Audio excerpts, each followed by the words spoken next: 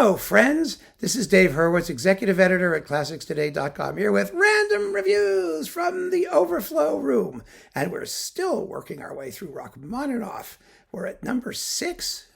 Are we? Yeah, wow.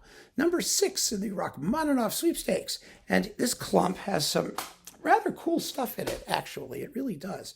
First, we have this Rachmaninoff Works for Piano and Orchestra on Melodiya, which I think is the same thing that's in the Rachmaninoff Complete Edition that they did. I forgot. Where is that? The Rachmaninoff Complete Edition is right over there on Melodiya. But, I'd have to go look through it. It's like Russian stuff. And let me just tell you what's in here. We'll take it from there, okay?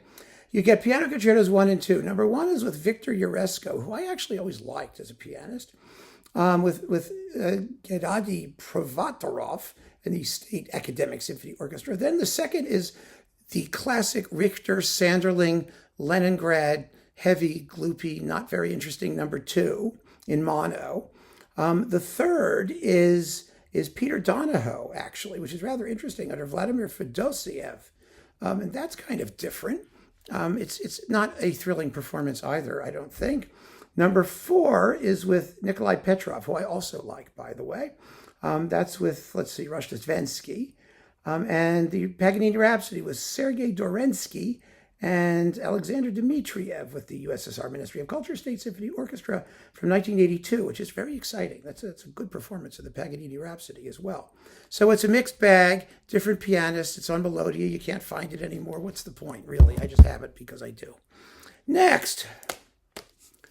Yes, the operas. This is a wonderful set with Yarvi, one of the best things Yarvi did, I think. All 3 Rachmaninoff one-act operas, Aleko, The Miserly Knight, and Francesca da Rimini. And, the operas aren't bad. They're all one-actors. They're fun. People should play them once in a while. They really should. The Miserly Knight has some unkind things to say about Jewish people. But other than that, Aleko and Francesca da Rimini you could get away with politically correctness-wise, and I'm not even too concerned about The Miserly Knight. It's part of the story. But, they're lovely works. And the casts are very good. You've got Sergei Liferkus and Anatoly Kucherga and Maria Gulagina and Anne-Sophie von Otter and Sergei Larin. And, these are all wonderful singers, and there's no competition. There are other recordings of these works, that is true, but there's really no major competition, and there's even no competition. This doesn't even compete with itself anymore because it's hugely out of print, if I'm not mistaken. But yes, Rachmaninoff wrote operas, and there they are, all 3 of them. That was a labor of love to do those things. It really was. Rachmaninoff Symphony Number 2, Isle of the Dead. Well, the Reiner Isle of the Dead has popped up 3 or 4 times already in this series. Number 2, the symphony, is with Ormandy and Philly. Well, this is his complete number 2, the one that doesn't make any cuts. And his first one, which has the cuts on Columbia, on Sony, is really the better performance. But there's nothing wrong with this. It's really pretty good.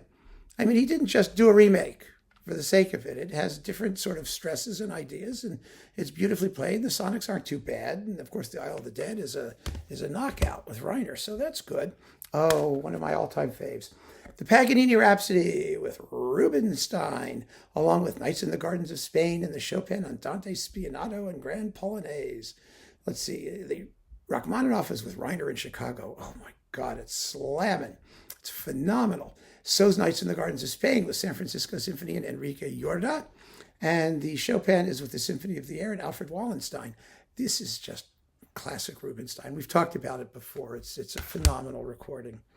Rachmaninoff, Piano Concertos, Paganini Rhapsody, Stephen Hough and Dallas and Lytton. Really one of the great Rachmaninoff cycles. And I think possibly the best modern cycle, all things considered. Andrew Lytton is a wonderful conductor in Russian music, as we all know. Just first class. The Dallas Symphony was in great shape. This is on Hyperion.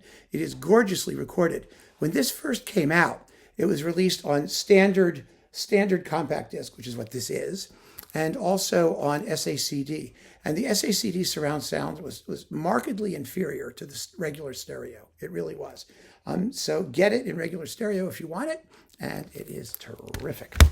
I think that's all that's left is regular stereo. I don't know.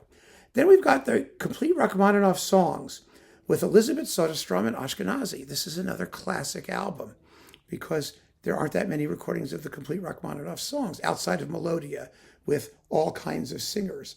I don't know if actually this is complete, but it's virtually complete. And it's got like all kinds, it's 3 CDs. And Rachmaninoff was a very fine songwriter. He wrote beautiful, beautiful songs. And these are lovely. And you get like a beautiful booklet here with all the texts and translations. There they all are. Transliterated, actually. But of course, you can't find it anymore with texts and translations in a lovely booklet. But it's a beautiful, beautiful release. It's in the complete Rachmaninoff box, that Decca put out, which actually isn't all that great. But that's one of the better things in it. Symphony No. 3 and Symphonic Dances. Baltimore Symphony, David Zinman on Telarc. Great sound, really good performances, exciting, no nonsense, straight ahead, pedal to the metal, good stuff. Really a good disc. One of those wonderful Zinman Baltimore things that he did a passel of. Really a bunch of. He also did a great Symphony No. 2, which I have somewhere around here. Symphonies and Vocalies with Svetlanov. Well, these were kind of classics back in the day, weren't they? They don't sound very good. They're fun because they're Russian, like we say. Well, yes, they're Russian. They have Russianness to them. So you can go and listen to the Russianness, but there are better performances of all of that stuff. Oh, Symphony No. 3 and Symphonic Dances with the Royal Liverpool and Charles Mackerras. First class, like everything Mackerras did. I mean, the man could do no wrong, just about. He was so musical and so much fun and so into the style of whatever he conducted. This is a terrific recording. It was on Eminence or something like Classics for Pleasure. Right. That means cheap. If it was for pleasure, it was cheap. If it was for pain and suffering, it was expensive. Well, thank God Mackerras was on Classics for Pleasure, because that's what this disc is. It's a pleasure. And last but not least, a late Ashkenazy Rachmaninoff thingy. Let's see, this is an SACD with the Moments Musicaux, Opus 16. That's the main work, and the Morceau de Fantasy, Opus 3, that has the prelude in C sharp minor. And then some fragments and a posthumous prelude, and some transcriptions of things, and the Vocalies transcribed by Zoltan Kochis. It's a late, like I said, late Ashkenazy, and it's good. He always played Rachmaninoff well. Is it his best playing? No, it's not. Does he sound a little bit tired sometimes? Yes, he does. In the Moments Musicaux, a couple things, and there are better performances of the prelude in C sharp minor. But boy, a distinguished musician and a distinguished performer of Rachmaninoff. And so this sort of cleans up his Rachmaninoff discography, I think. Why not? There you go, my friends.